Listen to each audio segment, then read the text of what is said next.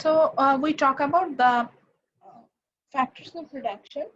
So when we produce any kind of goods and services, we are facing three questions. One is what to produce, how to produce, and for whom to produce. আমরা প্রথম question, two big question. There are two big questions in economics, and we're trying to answer those. So for first question, we find out when we producing anything. আমরা এই যে তিনটা question answer দিই সেটা কিভাবে চাই। So আমি how to produce answer এ যাওয়ার সময় এটাই বলছিলাম যে when an economy আমার রেকর্ডিং কি স্টার্ট হয়েছে? জি ম্যাম।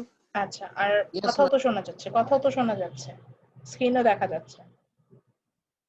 ওকে, সো আমরা চলে যাই। তো আমরা যখন হাউ টু প্রডিউস এই বিষয়টাতে আসি, তো যে এখানে যেটা হয় যে কিভাবে তৈরি করবো, এটাই হচ্ছে বিষয়। গুডস এন্ড সার্ভিস তো তৈরি করলেই হলো না, যে এটা তো আমরা চিন্তা করে নিলাম যে কি গুড তৈরি করবো, সেটাও যেমন প্রি ডিসাইডেড, তেমনি হচ্ছে গিয়ে আমরা কিভাবে তৈরি করবো সেটা একটা প্রশ্ন আসে। So to produce, how to produce, the question answer actually, what kind of factors of production we're going to use. We can use four kind of factors of production: land, labor, capital, and entrepreneurship. So either you can use land or labor, or land, labor both, or land, labor, capital both, or land, labor, capital, entrepreneur সবই use করতে পারবো। So land ছিল হচ্ছে any kind of natural resources যেটা আমরা production এ use করবো। labor ছিল হচ্ছে কি এটাই আসছে, labor কি? Labor means any kind of work time or work effort or any kind of devotion to produce goods and services. Okay, so labor includes both physical and mental effort. So এই ক্ষেত্রে ধরেন এখন যেমন আমি এখন class নিচ্ছি, so I am using my mental effort actually. আমি কিন্তু physically যতটুকু না কাজ করছি তার থেকে mentally বেশি কাজ করছি, so that's called labor. এখন আপনি বললেন যে ম্যাডাম আপনার ল্যাপটপটাও তো কাজ করছে। হ্যাঁ, আমি যখন লেবার ক্যালকুলেট করবো এটার প্রত্যেকটারই কিন্তু এফোর্টটাকে আমি এখানে নিয়ে আসবো। তবে মানে মেশিনারিজ এর ক্ষেত্রে কখনো সেটা মেন্টাল এফোর্ট আসবে না, কিন্তু এটা মেশিনারিজ এরও যে এফোর্ট সেটাকেও কিন্তু আমি লেবার হিসাবে ক্যালকুলেশন করতে পারবো, এটাও বলে দিলাম। এবার আসি দা কোয়ালিটি অফ লেবার।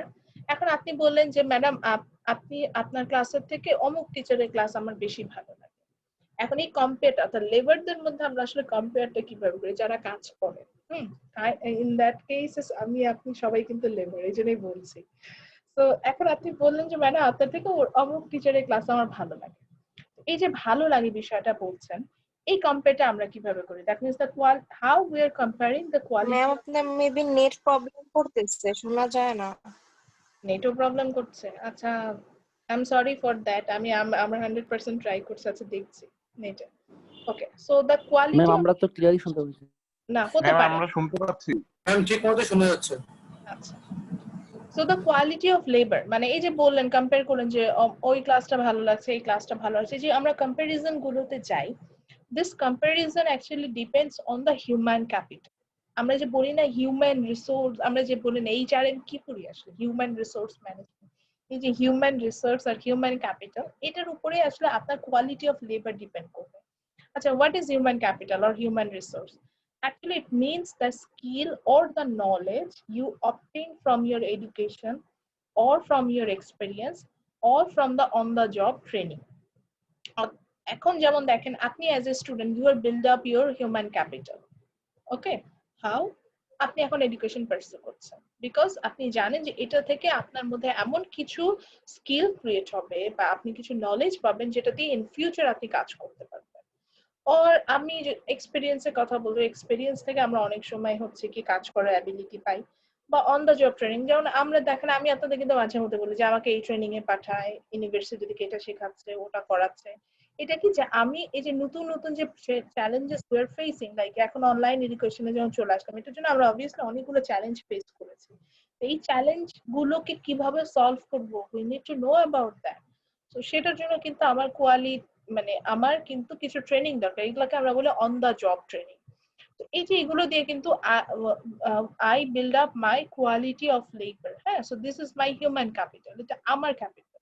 ঠিক একইভাবে you are build up your human capital too. আপনি যেটা করছেন যে আপনিও কিন্তু এডুকেশন পারসিউ করছেন, আপনার এক্সপেরিয়েন্স হচ্ছে, এবং ইন ফিউচার ইনশাআল্লাহ when you are doing something, ওখান থেকে অন দা জব ট্রেনিং হতে পারে, অফ দা জব ট্রেনিং হতে পারে, সেখান থেকেও আপনি হিউম্যান ক্যাপিটালটা পাবেন। সো আসি তাহলে হোয়াট ইজ লেবার। তাহলে আমরা যেটা বুঝলাম যে labour means it's call the machineries or human effort, and it could be both physical and mental effort, হ্যাঁ। and এই এফোর্টটা আমরা ইউজ করব to build up any kind of goods and service. সেটা সার্ভিস বিল্ড আপে আমাদের labour লাগবে। Like আমি আমার কাজটাকে বলছি যে এখানে আমি আমার সার্ভিসটা ইউজ করছি একটা, এখানে আমার লেবারটা, সরি মাই মিস্টেক, এখানে আমার লেবারটা ইউজ হচ্ছে একটা সার্ভিস মেক করতে, যে ক্লাস লেকচার দিতে। আবার যখন আমি ধরেন কোনো বেকারি আইটেম মেক করছি, এখানে খাবার তৈরি করছি, সেখানে কিন্তু আমার ফিজিক্যাল এফোর্টটা ইউজ হচ্ছে একটা গুড তৈরি করতে, এভাবে। এবং একটা লেবারের কোয়ালিটি ডিপেন্ড করে হচ্ছে গিয়ে তার হিউম্যান ক্যাপিটালের উপরে। হিউম্যান ক্যাপিটাল মিনস হচ্ছে the skill or knowledge or the experience you are getting, সেটা। এরপরে আসি যে আপনার প্রশ্ন হতে পারে, ম্যাডাম এই মানে লেবার, আমি কি লেবার ইউজ করব না ল্যান্ড ইউজ করবো, এটা কিসের উপর ডিপেন্ড করে? এটার জন্য আমরা জাস্ট একটা হচ্ছে গিয়ে একটু ছবি দেখাই আপনাকে। এখানে একটু দেখাচ্ছে যে হিউম্যান ক্যাপিটালের কথা বলেছে। লেবার, একটু লেবারের বিষয়ে আসি।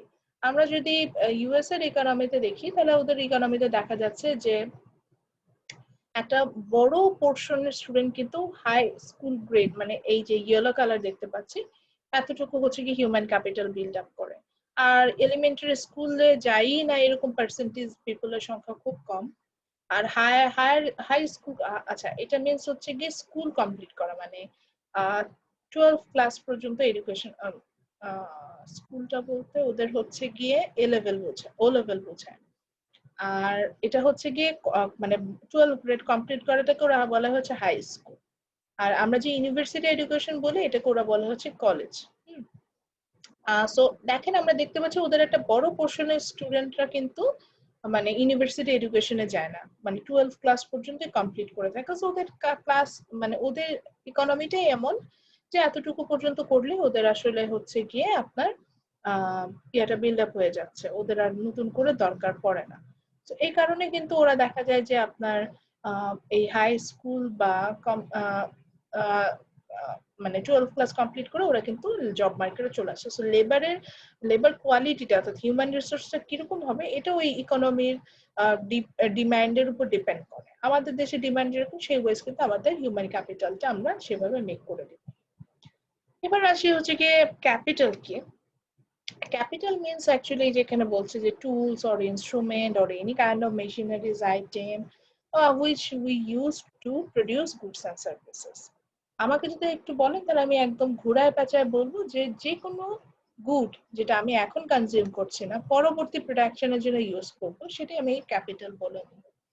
সো আবারও বলছিলাম যে মাইক্রোথেটে নিয়ে বারবার বলতাম যে ক্যাপিটাল বলতে আমরা সবসময় সাধারণত financial capitalটাকে বুঝি। Financial capital means money, bond or stock.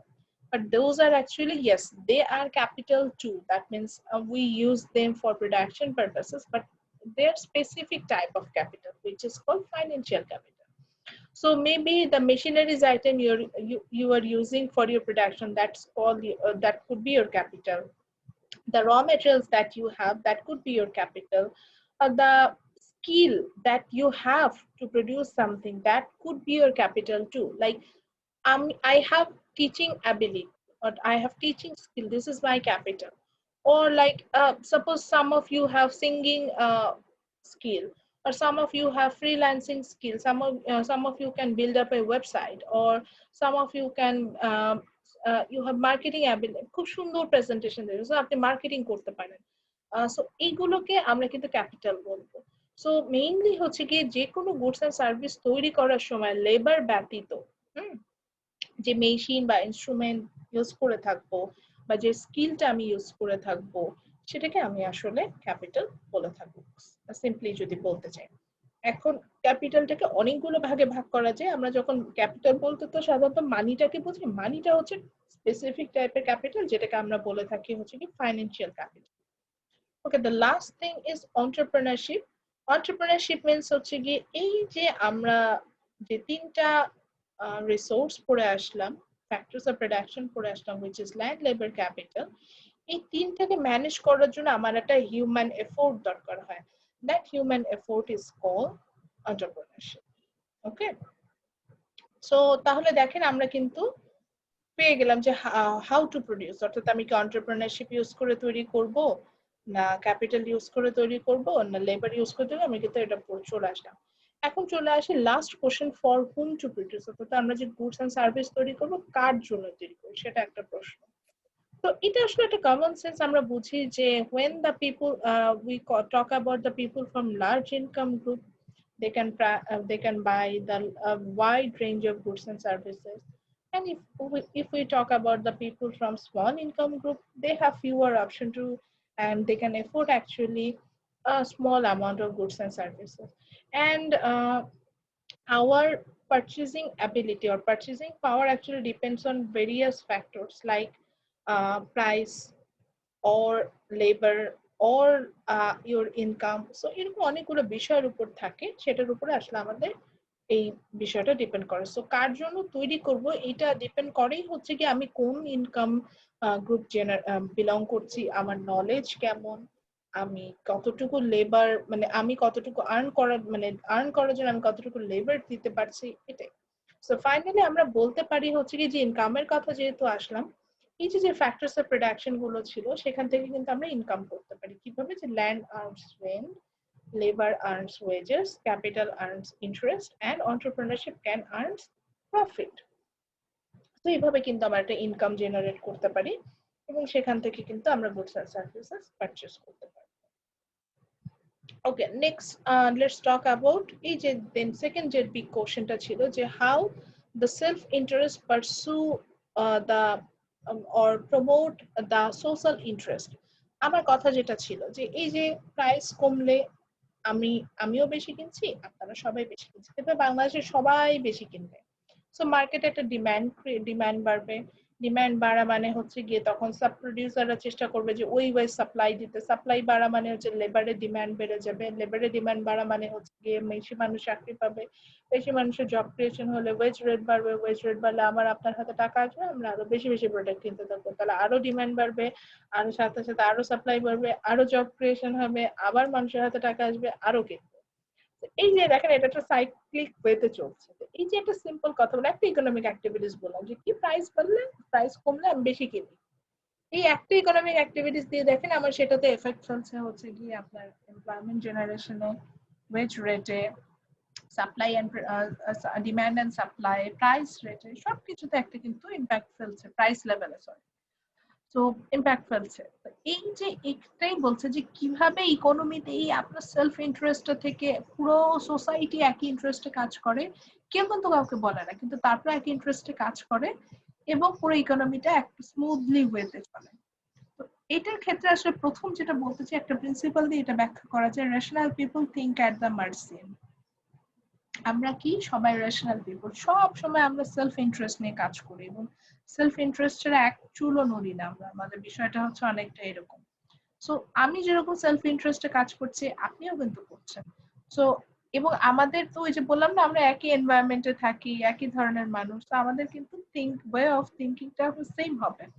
তো সাপোজ আমরা কিন্তু এখন যখন করোনার সময় আমরা কিন্তু সবাই এরকম চিন্তা করব যে এখন হচ্ছে গিয়ে লাক্সারির জন্য আমরা কম স্পেন্ড করি, কারণ কোনোভাবেই এখন যদি আমি বেশি স্পেন্ড করি আমি কিন্তু এইটা আমি ওভারকাম করতে পারবো না, বিকজ এখন একটা ইকোনমিক রিসেশন আছে। দেখেন এখন যদি আপনাকে কেউ বলে যে ওকে আমি অফার দিচ্ছি যাও কক্সবাজার ঘুরে আসো, আপনারা কিন্তু ঘোরার আগে 10 বার চিন্তা করবেন যে এই যে করোনার মধ্যে যে আমি টাকাটা খরচ করব এই টাকাটা আমার কিভাবে আবার আমি আর্ন করতে পারবো, এটা কিন্তু আমাদের চিন্তা আসবে। নর্মাল টাইম হলে দেখা যায় যে জব সিকিউরিটি এখনকার থেকে হায়ার থাকবে, তখন কিন্তু আমরা এভাবে চিন্তা নাও করতে পারি। সরি। এইভাবে বলছেন যে সেলফ ইন্টারেস্ট নিয়ে কিন্তু আমরা সবসময় কাজ করে থাকি, যে এখন যখন সেলফ ইন্টারেস্ট সবারই সেলফ ইন্টারেস্ট একই রকম, তাহলে পুরো ইকোনমিটা কি একই দিকে যাবে। এবং এখানে আরো কিছু কি পয়েন্ট আছে যেটার কারণে এটা হয়, যেমন গ্লোবালাইজেশন, আমি প্রত্যেকটা পয়েন্ট নিয়ে একটু করে বলে যাব, then information between the age group, then climate change and economic instability. গ্লোবালাইজেশনটা কি যে ওয়ার্ল্ড ওয়াইড যে ইনফরমেশন অ্যান্ড আদার্স খুব স্মুথলি পাস হচ্ছে এবং সেখানে উইদাউট এনি ব্যারিয়ার এই যে ইনফরমেশন গুলো পাস হচ্ছে, এই জিনিসটাকে আমরা বলে থাকি হচ্ছে গ্লোবালাইজেশন, বিশ্বায়ন যেটাকে আমরা বলি। সো ফর গ্লোবালাইজেশন আমি এখান থেকে বসেই জানি যে করোনার কারণে হচ্ছে কি চায়নাতে ধরেন সাপোজ ওরা এখন আরএনজি প্রোডাকশন কম করতে পারছে। সো আমি কি করব, আমি করে নিলাম কি আমি এই বাজারটা লুফে নিলাম। এই যে ইনফরমেশনটা মুহূর্তের মধ্যে চলে আসছে, তাহলে আমার পুরো ইকোনমিটা ওইদিকে যাবে যে আমি এখন তাহলে বেশি বেশি করে রেডিমেড গার্মেন্টস প্রোডাক্ট তৈরি করব। বা করোনার কারণে আমি জানি যে ইউএস এর মানুষজন ভ্যাকেশনে কম যাচ্ছে, তাহলে আমি থাইল্যান্ডের একটা মানুষ যারা কিনা ট্যুরিজমের উপর ডিপেন্ড করে, তখন আমি কি করব, আমি জানি যে এখন আমাদের দেশে ট্যুরিস্ট কম আসবে, তাহলে আমি কি করব যে আমি কিন্তু অল্টারনেটিভ অকুপেশনের দিকে চলে যাব, যে ঠিক আছে ট্যুরিস্ট কম আসছে, তাহলে ট্যুরিজমের উপর আমার একটা ডিপেন্ড ছিল, এখন আমি অন্য কোনো বিষয়টা এরকম হবে। দেন সেকেন্ড যে পয়েন্টটা বলে সেলফ ইন্টারেস্ট থেকে যে কিভাবে আমরা সোসাইটি ইন্টারেস্টটা পারসিউ করছি, সেটা হচ্ছে গিয়ে information between the information age economy যেটাকে বলা যায়। সো দেখেন আমাদের সেম এজে কিন্তু ইন্টারেস্ট গুলো সেম থাকে। লাইক আপনাদের যা এজ, আপনাদের এখন কি মনে হয় যে উইকে একদিন একটু হলো রেস্টুরেন্টে যাবেন, একটু বাইরে খাবার খেয়ে আসবেন, একটু হ্যাং আউট করবেন, এটাই আপনাদের এইজে একটা কমন ব্যাপার। বাট আপনার বাবা মাকে জিজ্ঞাসা করতে তাদের কিন্তু এটা কিন্তু ইচ্ছা করবে। সো একটা এজ গ্রুপ ধরেও যদি আমি চিন্তা করি, সেক্ষেত্রে কিন্তু তাদের ইন্টারেস্টটা সেম লেভেলের হয় এবং তাদের ইকোনমিক অ্যাক্টিভিটিস সেম টাইপের, এবং সেখান থেকে কিন্তু তারা ওই ইকোনমিটা কিন্তু সেম দিকে ধাবিত হচ্ছে। আচ্ছা, ক্লাইমেট চেঞ্জ, এটা আমি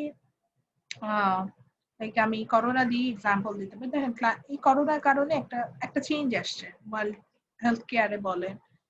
তো এই চেঞ্জের জন্য আমি যেভাবে এই যেটাকে প্রিভেন্ট করছি, দেখেন বাংলাদেশ যেভাবে করছে, ইন্ডিয়াও কিন্তু একইভাবে চেষ্টা করছে।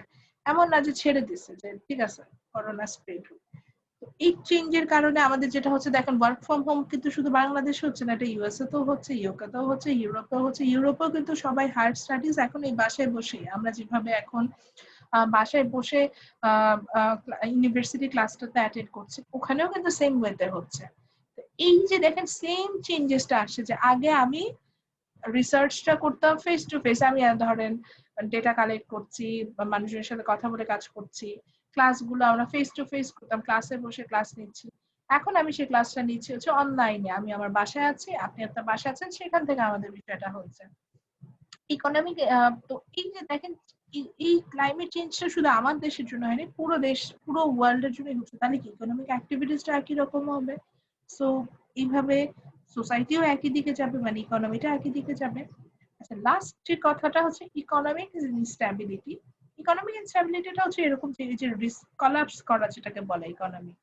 তো ইকোনমি কলাপস করলে আসলে শুধু একটা দেশ না, এটার সাথে সাথে ছোট ছোট মানে ওইটার সাথে পুরো ওয়ার্ল্ডেরই একটা এফেক্ট ফেলে। যেমন আমরা হয়তো অনেকে ভাবি যে ইউএস এর ইকোনমি কলাপস করলে আমরা অনেক খুশি হই, কিন্তু মনে রাখবেন ইউএস এর ইকোনমি কলাপস করলেও কিন্তু আমাদের এই ক্ষেত্রে কিন্তু প্রবলেম আছে।